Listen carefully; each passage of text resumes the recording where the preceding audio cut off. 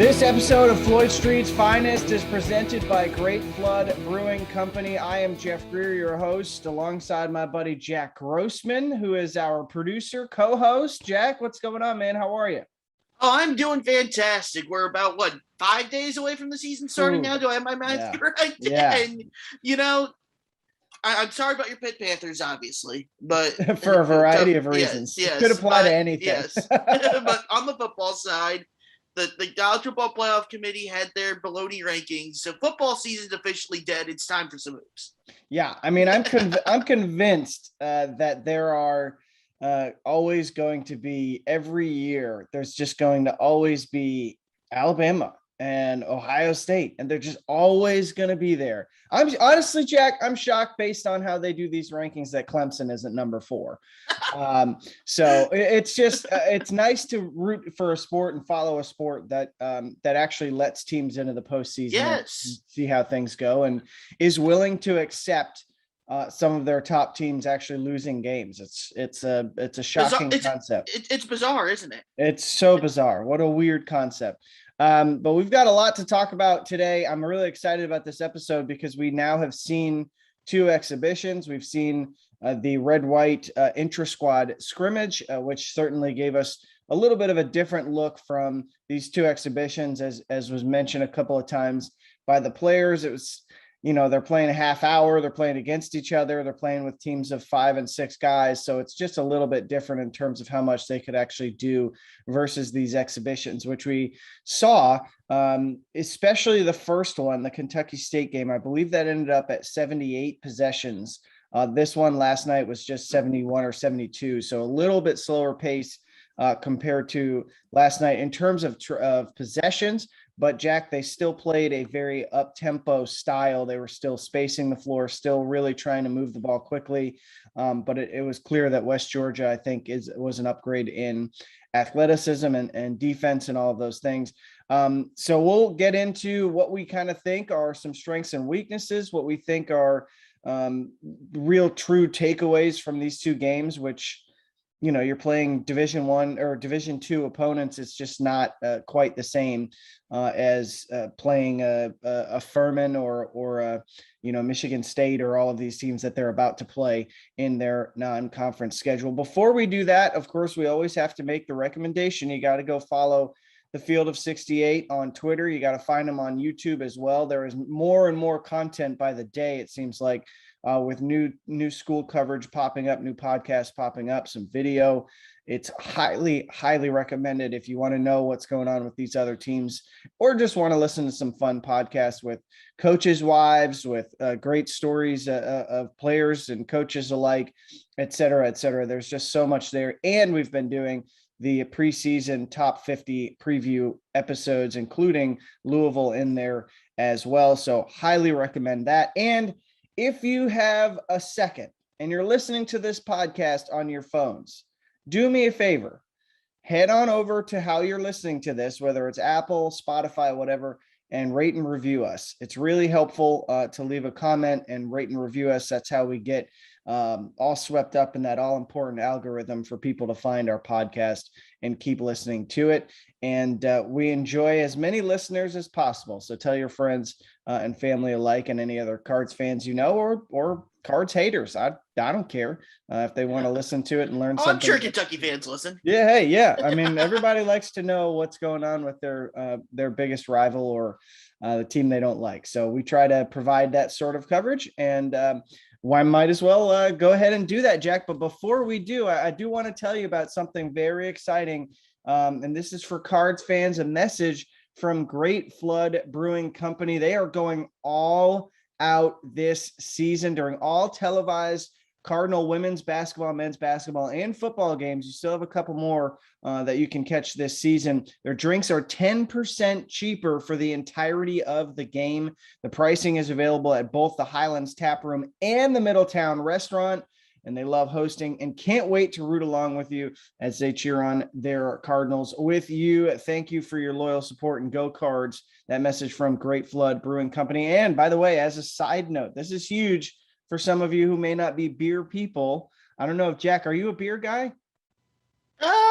I Are you a dabble. liquor guy? Yeah, I'm more of a liquor guy. You're a liquor guy. Okay, all right. Well, I'm more of a liquor guy at this point. It depends on what I'm doing, but I got to tell you, when I'm watching a game, I'm a beer guy. I got to have a beer. As a side note, and by the way, Great Flood's beer is actually truly delicious. As a side note, we're now expanding our options in our tap room for the first time in 7 years, offering wine by the glass or bottle and liquor in a cocktail menu coming soon from Great Flood. And on Sundays at either location, you can enjoy endless mimosas. So take advantage of that. Yeah, Jack, I thought you might like that. That's big time. And also, we have to let you know about our partners over at Bet Rivers Sportsbook. If you haven't signed up with Bet Rivers yet, now is the time, because they are offering a $250 match bonus for your first deposit. And what sets them apart is that they require just one playthrough to turn your bonus into cash money. With their new Rush Pay instant approval, withdrawing your winnings is safer, more secure, and more reliable. And with basketball season right around the corner, like Jack said, just 5 days away, get in on the action by going to betrivers.com today or by downloading the Bet Rivers iOS app. You must be 21 years or older. And if you have a gambling problem, please call 1-800-GAMBLER. So, Jack, let's start setting the table for the Louisville listeners out there who are thinking about their team. We've seen them play 2 games, and I want to start with this. I think, one, there's going to be this permanent hope that Louisville presses, that they play a full court frenetic press. It is, a guy tweeted at me last night, why they should do that, because they've been doing it for the last 45 years in the program. And I mean, I feel you. I understand that you get accustomed to a certain style of play that your program gets affiliated with, but Chris Mack has not done that for 3 years. I don't know why you would think that would start anytime soon. They're going to play a pack line defense. They're going to occasionally show a press, like we saw mostly in the Kentucky State game. We didn't really see it last night. And they're going to have Jared West in particular pressure the ball full court and pick up that half court sometimes as well, and have the pack line behind him. So that's how they're going to look on defense. But they want to marry that, the ability to, if they can get better, and we'll talk about this in our weaknesses section as well. I think this might be one of their weaknesses on the defensive side of the ball. If they can effectively play the pack line, and which is essentially prevent drives, at least the way it's set up by Louisville, prevent drives, force contested jump shots, get the defensive rebound, one-shot defensive possessions. That's ideal. They will have guys now in their roster who, no matter who gets the rebound outside of Malik Williams and Sidney Curry and the centers, is good. They're going to catch, turn the ball, and go. They're going to lead the break instead of looking for a guard at all times. The offense is going to be, like we said earlier, it's going to be faster paced. That doesn't necessarily mean they're going to get 80 possessions and get up and down like UNC every game, but they're certainly going to be crisper on offense, move the ball more, space the floor more, move off the ball more. Just basically night and day from last season, where they really had to rely on Carlik Jones in particular to just create off pick and rolls, and the floor was clogged and it was really ugly. So, Jack, here's my first thought. And I put this in my newsletter, which you can find at jeffgreer.substack.com. Got to get the plug in. I think Louisville is going to get back to what is a more familiar territory for Chris Mack and be a top 25 efficient offense in the country this year in the Ken Palm rankings, because of this style of play, the number of shot makers they have. It just feels like a team that is better suited to play up tempo, exactly how they're built, and make a bunch of shots. And those 3-pointers obviously help a lot in making a team efficient. So that's where I'm going to lay the gauntlet down for style of play and my expectations, just in terms of how it pans out. Yeah, and it looked a lot better in the West Georgia game. Obviously, they still scored, 94 points or whatever it was against Kentucky State. But a lot of that was just, kind of just being bigger, stronger. It felt like the Kentucky State. I don't know. Louisville saw a pretty good ball movement, obviously played with pace, scored a bunch of points off turnovers in that game. They also had 26 second chance points, which is a plus for, crashing the offensive glass, but you have to balance that with how much of that is Kentucky State. Look at the West Georgia game, on the other hand, though. Louisville scored, almost 1.5 points per possession in that game. They shot over 60% from the field. The offense just looked so crisp, so clean, really good ball movement. Guys were hitting shots. And really, everyone was a threat to score. And that's something that we absolutely did not see a year ago with Louisville's roster. So it really is 9 days, a good way of putting it. It's a 180 in terms of just how Louisville's playing, in terms of pace, in terms of how fast they're playing, and in terms of how they're scoring. In terms of last year, again, it was Carly off pick and rolls, creating his own shot, and just really kind of trying to do everything himself a lot of times. And occasionally you throw David Johnson in there as well. This year, you don't really have a lot of guys that are going to break the opponent down off the dribble, which that is probably a weakness of this team. But the ball movement, the spacing is all so much better. That's how you can kind of try to make up for it, especially early in the season before you really get into ACC play, where you can kind of try to establish an L. Ellis or even a Jae'Lyn Withers as a bigger guy, as kind of being one of those guys that can break someone down off the dribble, which is something you need, obviously, to be where Louisville wants to be later in the season. But as far as the offense, it was so impressive against West Georgia, especially, where it was a big plus. It really was. As far as just defensively, with the pressing and the turnovers and all that stuff, obviously that was the biggest takeaway from the Kentucky State game was, wow, they forced 20-something turnovers, had 23 points off turnovers. They were pressing, they were getting out after people. I don't think you're going to see that every game. And as you said, they pushed back off of that a bit against West Georgia, but you do see ball pressure in the half court, even if it's not picking up full court. There's a lot more just on the ball pressure that you get from the guards, especially Jared West. Obviously, that's been well documented. Noah Locke was doing that a lot in the West Georgia game as well. And L. Ellis, who's probably the most athletic player on the team, is capable of that. So even if Louisville's not full court pressing and they are playing that backline style of defense, they are still putting a little bit more pressure and making life a little bit more uneasy for ball handlers, even in the half court. Now they got to do a better job on the back end, staying in front of their guys, but that's some of the give and take that you have when you want to pressure the ball more. Yeah, and my thing here, and we'll get into some strengths and weaknesses. We might as well dive into it. We'll start with the strengths. You mentioned the shooting and the crisp ball movement, and I think I put this in my newsletter too. I think where Louisville having more experienced college players really helps. I mean, you're talking about a team, not just I'm looking at the roster here. I got the box score in front of me, so people don't think I'm just oddly looking. The old-fashioned paper box. Yeah, you got to take one with you. Take as many as you like. It's like my advice on for trick-or-treaters on Halloween. Take as many as you want.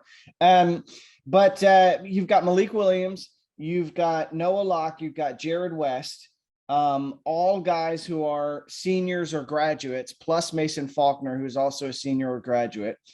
So when you get him back, you've got that another savvy veteran presence. He missed the second exhibition. They said that he worked out even after he twisted his ankle and went through the walkthrough and everything, but they just didn't want to put him in a game scenario just yet. I guess that's taking precaution, I suppose. But then you add in Jack, Jae'Lyn Withers is in his third year of college. I know he's just playing his second season. Sam Williamson is in his third year of college. And so you've got so many more guys than you did a year ago. I mean, it's unfair probably to compare this team to last season, to be honest, because it's just the rosters were just so different. I mean, Louisville last year had like 7 or 8 guys. A bunch of them are freshmen or guys playing for the first time in their college careers. It's just a totally different setup entirely, or sophomores who didn't play as freshmen. That being said, they are so much more experienced, not just from an age standpoint, but from how much college basketball they have played. And it shows. I mean, it shows. I think Sam Williamson is a guy who stuck out to me. And again, these are two, you have to remember the competition. No disrespect to West Georgia and Kentucky State, but those teams obviously are at a very different level. West Georgia was pretty impressive, I think, as a D2 team. But Sam Williamson seems to be making better and more assertive decisions, like more confident decisions with the ball in his hands. He's not going to that floater. He's not constantly thinking, I'm going to take a power dribble into a pull-up mid-range jump shot. He's trying to get to the rim. That being said, again, as we keep saying, the quality of opponent is going to continue to rise. Not necessarily against Southern, but as you get farther and farther deeper and deeper into the season, you're going to play better defensive teams. And so the strength is the savvy veteran leadership, the understanding of the offense, and the shooting. I think one of the weaknesses out of that, and you mentioned this, Jack, is a lack of guys who can really break down a defense. And we'll stick with offense here for this start of the discussion. The lack of guys who can really break someone down off the dribble. And as you mentioned, and as Chris Mack said in his press conference last night, after the game, he was talking a little bit about how El Ellis is the guy who probably comes to mind first and foremost. Jae'Lyn Withers is going to be a guy who can do that at his position, but he settles for jump shots a lot. And, that goes back to what we have talked about previously, which is that El Ellis, to me, Louisville's ceiling goes as high as El Ellis goes. Because otherwise, what you have in Jared West. It's just a really steady, strong, physical point guard, undersized. He's not going to beat a lot of guys off the dribble, but he's going to get guys who are open. He's going to do all the little things for you. You've got Mason Faulkner, who's a little bit of that lightning and thunder combo, but they're just El Ellis is a different level of athlete that Louisville has not had. And Jae'Lyn Withers can be that guy once he gets more consistent, more assertive. But that's maybe the biggest weakness offensively for this Louisville team. Yeah, it is. I mean, you just don't, when you look at college basketball as a whole and how you win games, especially in March, it's guard play. It all comes down to guard play and being able to beat a guy off the dribble, create your own shot, or open shots for others. And as great as Louisville's, ball movement has been, as great as the spacing and the pace has been, they haven't really proven enough yet. And part of that is the competition because, Sam Williamson, who was really assertive and had 3 dunks on Wednesday night. Emphatic dunks. Yeah.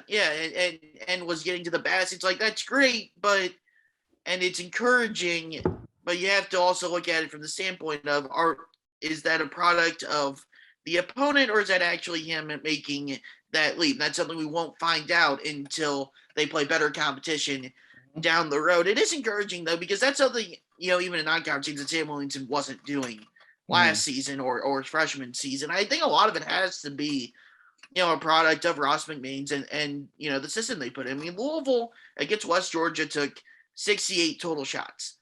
36 of them were dunks or layups, and 23 of them were threes. Yep. So 59 of the 68 shots were at the rim or behind the arc. Mm-hmm. That is the most modern basketball 2021 thing.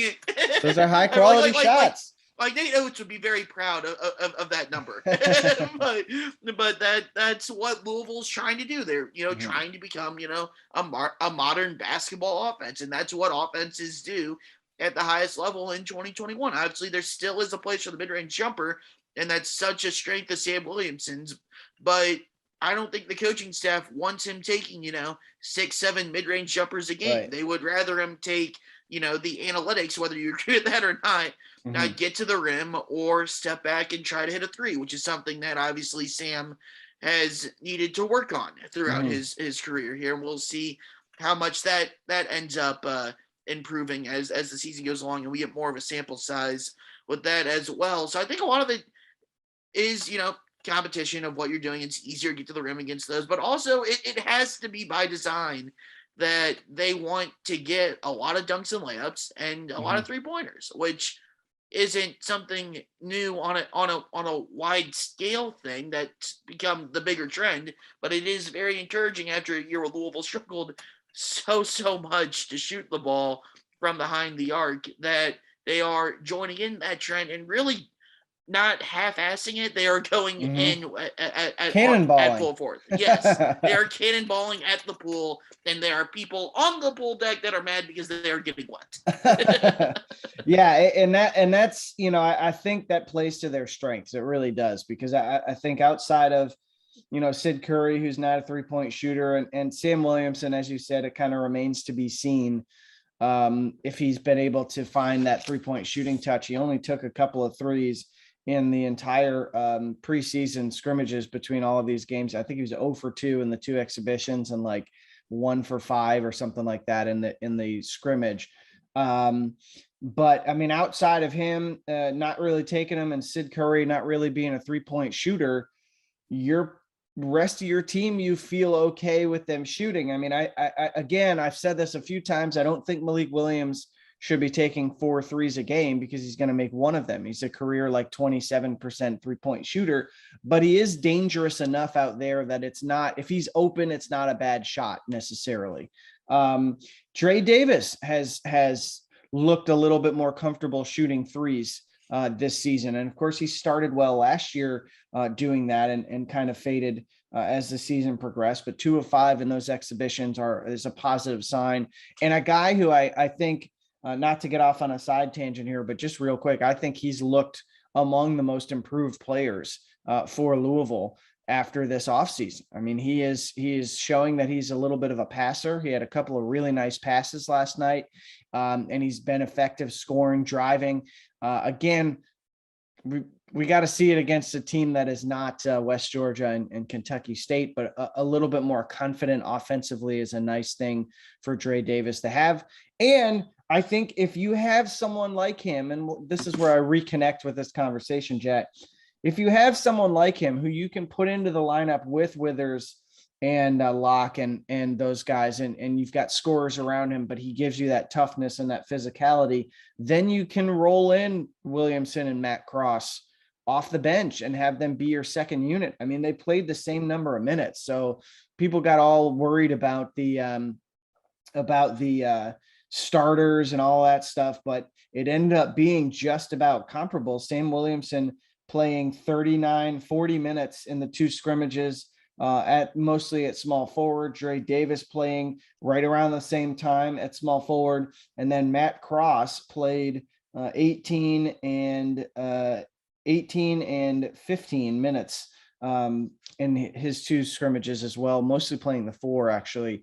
So I think you're able to mix and match, and that's the benefit of having a roster that when Gabe Wisnitzer comes back, I don't know how much he'll get used. And it seems like Roosevelt Wheeler is probably the other guy who is going to be not playing as much early in the season. So that gets you down to 11 guys. And some of these early games, you can play 11 guys. But it does look like they're going to be able to mix and match these lineups and feel pretty good about the groupings they have out there and give you different looks with different guys. Yeah, and I still got this sage from back in the day. I mean, you got 3 out of the 5, Jeff. The starting lineup from our off-season podcast. Not bad. Do it. Can you do it? Can you do it in March? Because in March, yes. I feel like I will save this piece of paper, which for those on the audio version I can't see. it was L. Ellis, Locke, Sam Withers, and Malik was the starting line. Just 3 out of 5. Not bad. Not bad on that. What about, trying to give you credit. Well, yeah, thank you. I appreciate that. No, I do think that will eventually be a possible starting lineup. I think L. Ellis doesn't necessarily have to start, but I do think that he needs to be splitting minutes at point guard. Just, you've got to let him rock. I mean, he's going to play through his mistakes. They have let him rock over these 2 games, but once Mason Faulkner comes back, you've got 4 guys who need minutes, and you've got 80 minutes between the 2 guard spots. What does that look like? Because Locke has played 20 plus minutes in both games. In fact, he played 24 in the second exhibition, and Jared West played more. And I realized that probably had a lot to do with Faulkner being out, but you've got 80 minutes between those 4 guys. And we even saw last night that there was a rotation that Mac went to where he had Williamson Davis and Cross all on the court together. So maybe there's a couple minutes in there at the 2 guard for a guy who isn't any of those 4 guards. So you've got to figure out those mix and match rotations, but obviously that's part of what playing through a season is all about. Yeah, and that's part of the struggle that Louisville will have when Chris Mack's not there for the first 6 games. Is that it's going to be up for Mike Pegues and the rest of the staff to try to figure out those rotations, which will be a fun adventure. We'll put it that way for the coaching staff. But you look at just L. Ellis, Sam Williamson, Jae'Lyn Withers. They look like those 3 guys that can kind of create their own shot and create shots for others that kind of bring a dynamic that not a lot of the other guys on the team can show. I mean, Noah did show a little bit of that. He hit it, hit a step back 3 in the West Georgia game, which was nice. And he's looked really good in the first few games. But for me, the 2 guys that have stood out more than anything are Williamson, and we haven't talked about him too much so far, but Jae'Lyn Withers just has he's looked like a beast. There's no other way of putting it. I mean, he had 15 and 13 or something like that in the Kentucky State game. Was really good against West Georgia as well. And we mentioned this a couple weeks ago, but he just looks so comfortable on the perimeter, playing his natural power forward position. And where I think he's going to surprise a lot of people this year on a national level that haven't been as tuned in to Louisville and their roster and just kind of what they have, just because he does everything that you would want a modern big man to do. He can shoot, he can dribble, he can defend multiple positions, he can do everything for this team. And I think he's a guy that could turn into that kind of go-to guy that again, you have a lot of options. L. Ellis can emerge as that. Noah Locke as a sharpshooter could be that. Sam Williamson at times could be that. But I think Withers could be a go-to guy to where you need a bucket in a big game late in the season. You give it to Withers because he's going to be a mismatch issue for the opposing team no matter who you put on him. So to where I think he's a guy that can go one-on-one and score when you need buckets at a big time. Yeah, and that's where his his development in terms of mentality, I think, continues to be something that Louisville will work on. I know Chris Mack has been on him a few times in the practices I've seen where he didn't dunk the ball off a putback or something, and basically said, you got blocked. You're being soft, man. You got to dunk the ball. Be a physical, assertive guy in the paint and dunk the ball. And he talked about that some when he was on the pod a few weeks back. back. Yeah, exactly. It's just consistently be confident and aggressive. And, that's something that I think comes with time and grows. And as he plays well through the course of the season, you get the sense that he'll get more and more confident and more likely to look for that dunk in those situations. But yeah, I'm with you, Jack. I've got a fantasy. I'm in an ACC fantasy basketball league with a bunch of other current or former beat writers, and it's only ACC players. We do it for football too. I am in dead last this season in football after having a great 2019. I think I won my division in 2019, but this year I think we're like I'm 2-7. I think my team has just been awful. Do you at least have Kenny Pickett? No, I turned down a trade for him earlier in the season because I needed my running back, and it's has become useless. And Kenny Pickett is just rolling.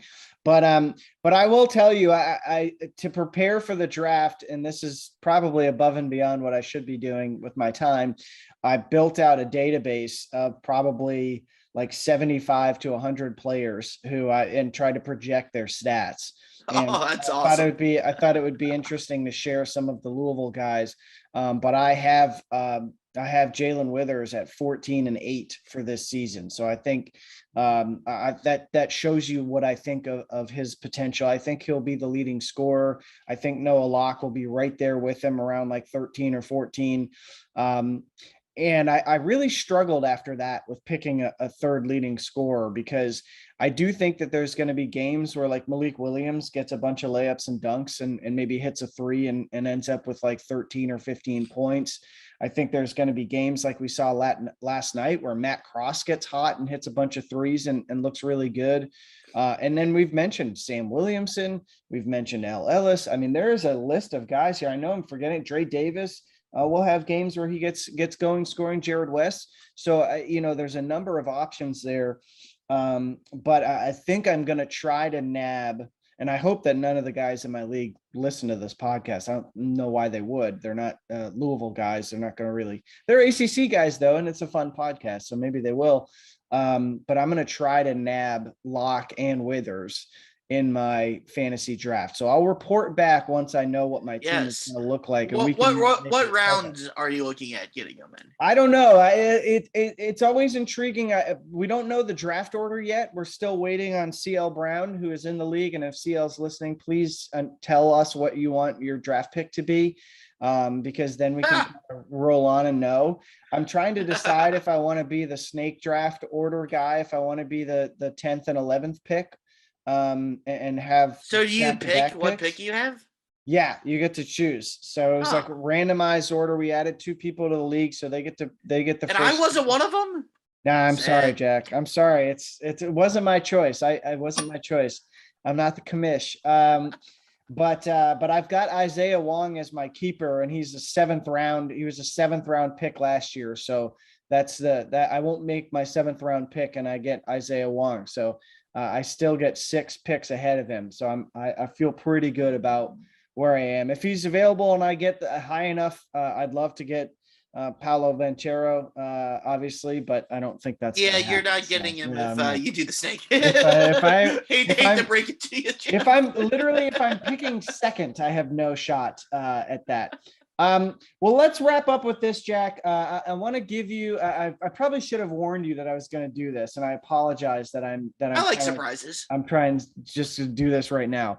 I went through Louisville's schedule last night for my newsletter, and I ended up making selections for how I think this season is going to go, and in terms of wins and losses, and I reserve the right to at least put out there that obviously this is more of a range than necessarily a prediction of exactly who they're going to win and lose to. So this is a prediction of exactly who they're going to win, lose to. Yes, that's what my what my newsletter was last night. I mentioned a few games that I think they're going to lose, but I also think that as the season progresses, as you often hear coaches talk about, my game feel could change, and I may feel more confident about one game and less confident about another.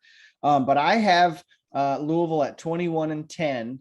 I was leaning towards 22-9, but I kind of, with losses in the non-conference to Michigan State at Michigan State, which I'm not quite sure about Michigan State this season. I don't know that I love them. But it's a tough place to play on the road in a night game. Students will be there.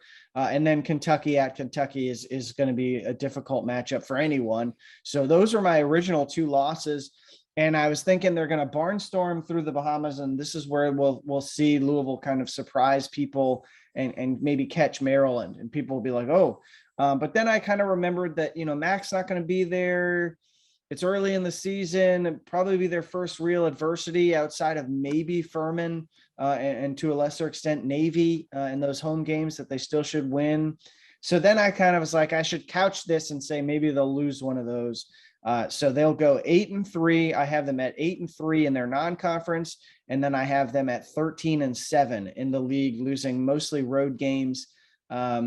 And I think the teams who give them the most trouble will be the teams that are lengthier, athletic teams with really athletic guards. Florida State, I know that's like listening to every podcast ever on repeat for Louisville basketball, but I think Florida State's going to be a tough one again for Louisville this season with Matthew Cleveland and Worley and some of their young guys they have who are big guards. And then obviously they just trot out 6'10" dudes across the board who are all. Yeah, Florida State will be the only team that can match Louisville's depth that they'll play all year. Yeah, they're going to play a ton of guys.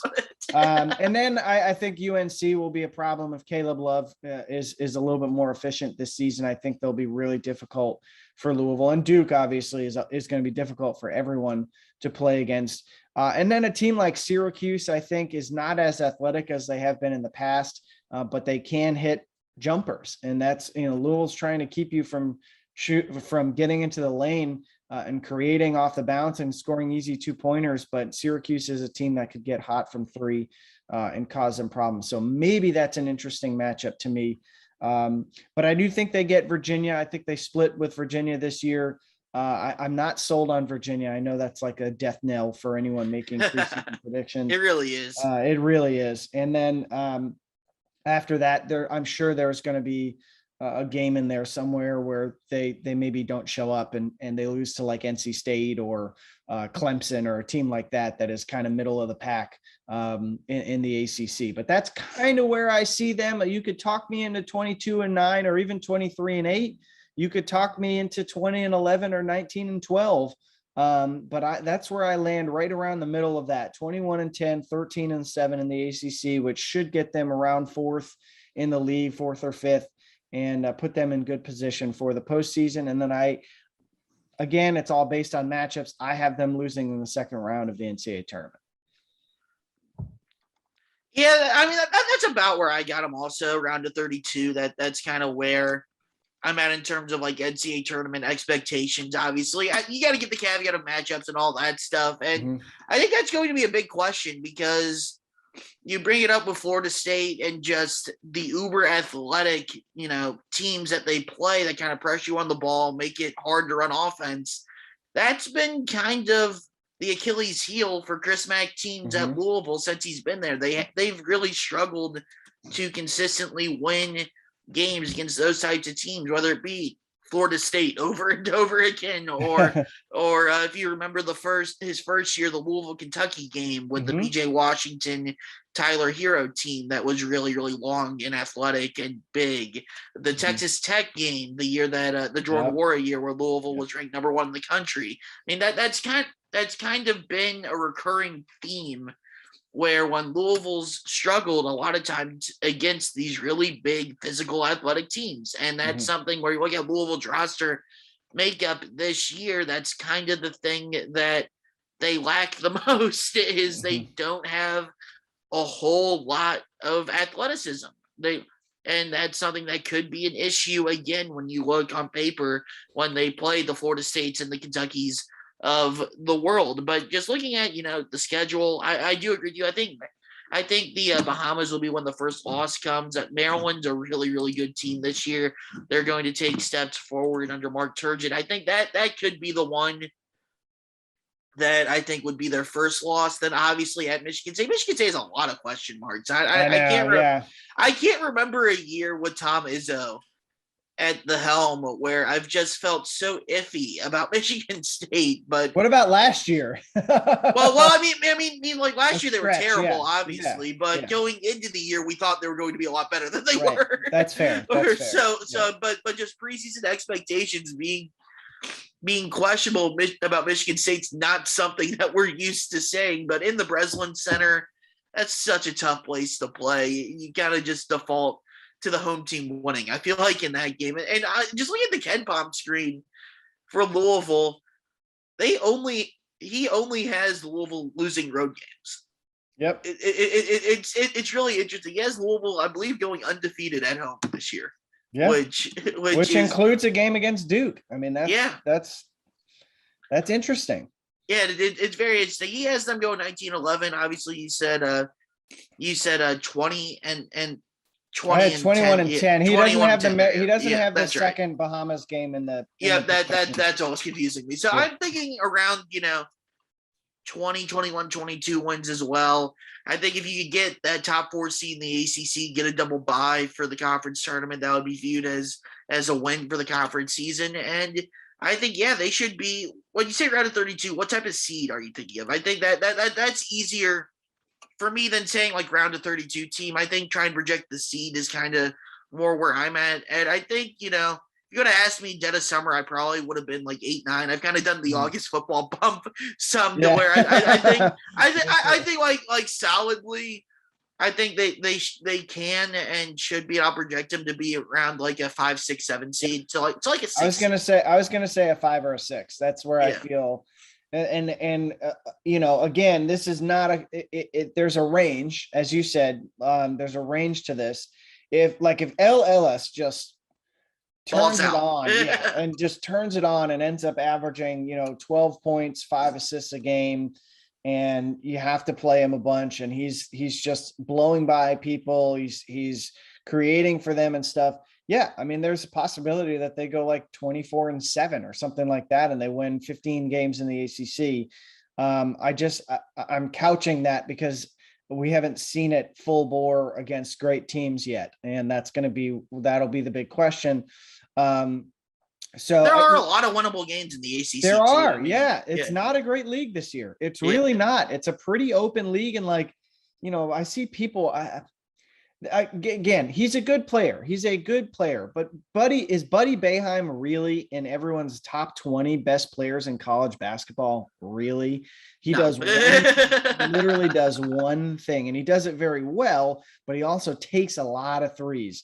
They're going to shoot a ton of threes, and they're not going to defend anyone. Jim Boeheim has already basically said our team defensively has some weaknesses, and he's going to tell you the truth. He's always brutally honest about his team.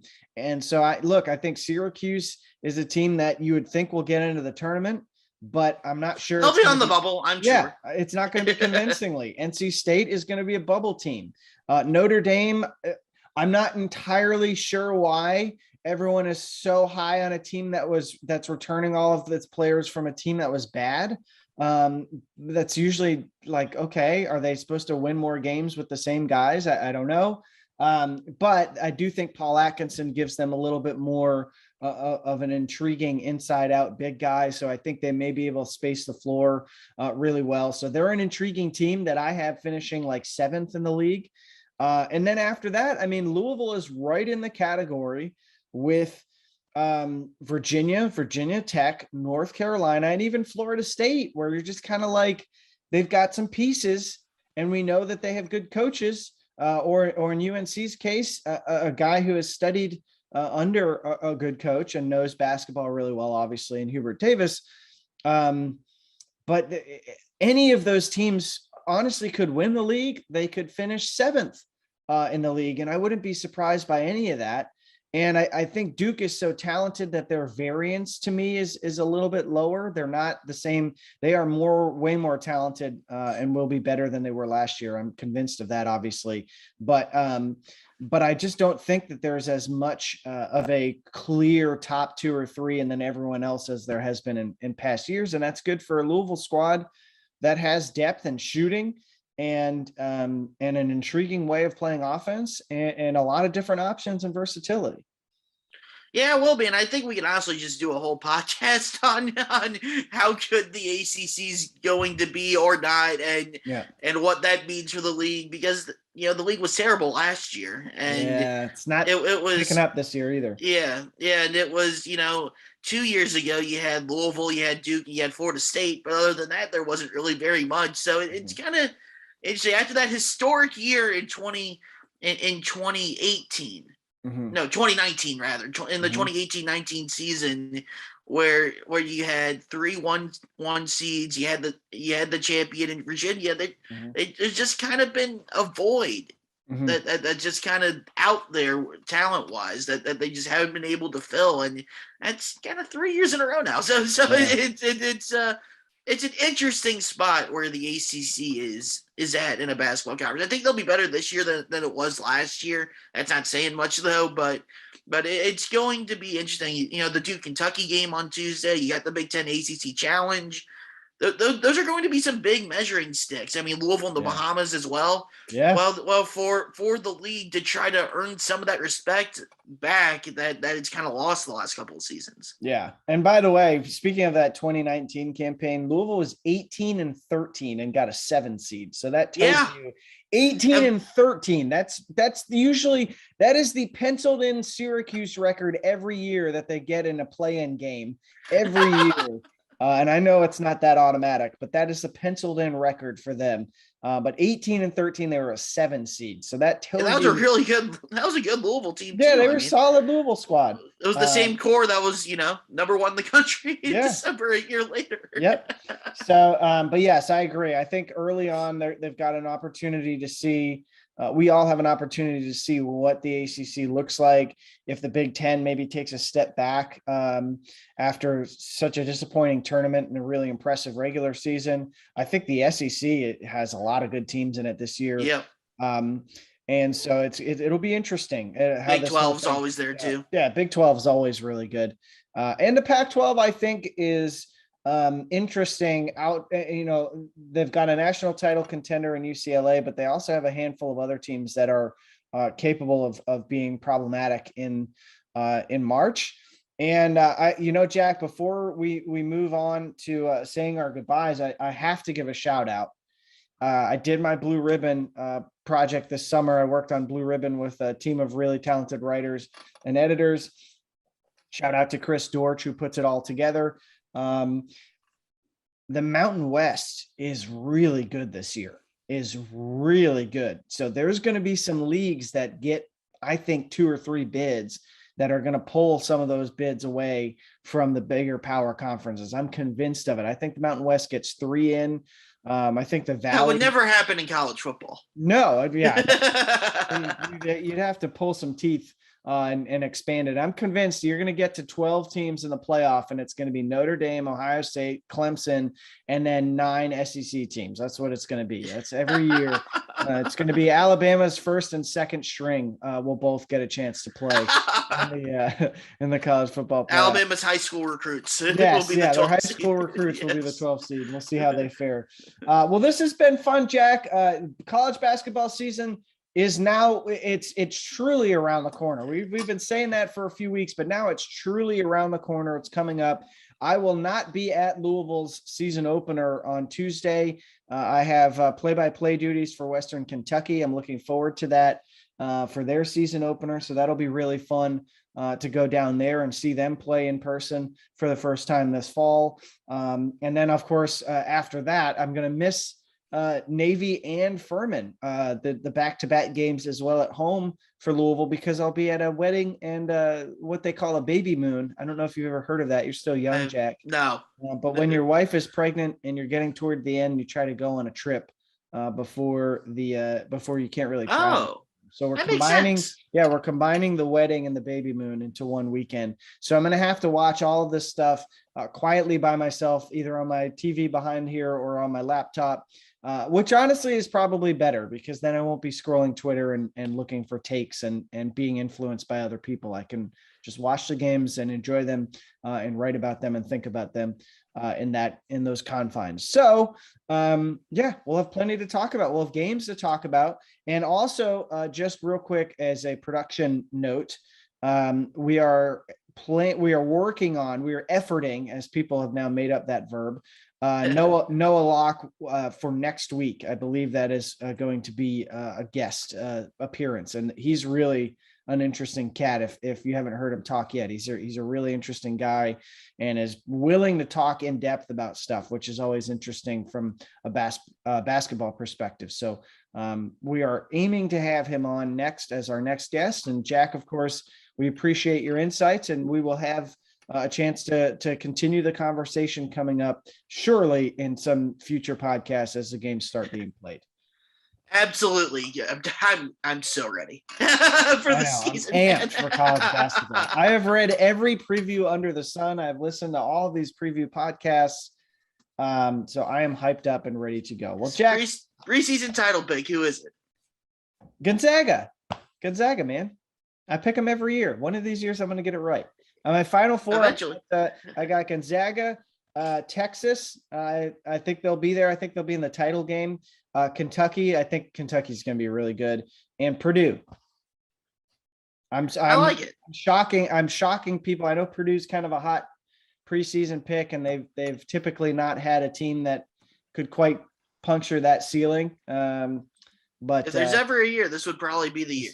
They are going to be a good team. There's a few others I like, but those are the four. And here, I'll give you a bonus. My quote unquote Cinderella team from a non-power conference that makes the Sweet 16 is Colorado State. So there you go. I like it. I got Colorado State. I got my eye on them. I really like them. So anyway, do you have your final four picks? Is it too soon? No, it's not too soon. I've been just going back and forth a lot. I have Gonzaga in my Final Four. I also got Michigan, and I have Villanova. Oh, okay, that's a good one. Yeah, I like Villanova. Colin Gillespie back for a millionth year, and then I also have Texas. I also have Texas. Okay. Yes, love me some Chris Beard. Yeah, love me some huge Chris Beard guys. This is a Chris Beard fan podcast, so there you go. We're huge Chris Beard guys, and we always will be. Well, Jack, thank you so much for your time, my man, and appreciate the work you do on the back end as well. For those who don't know, Jack does the production for all of this stuff too, so he's a man of many talents. So, Jack, have yourself a great rest of the day and weekend, and to all our podcast listeners out there, we hope you enjoyed another episode of Floyd Street's Finest. We'll be back next week with another episode. We're going to do them weekly throughout the season, so stick with us here on the Field of 68.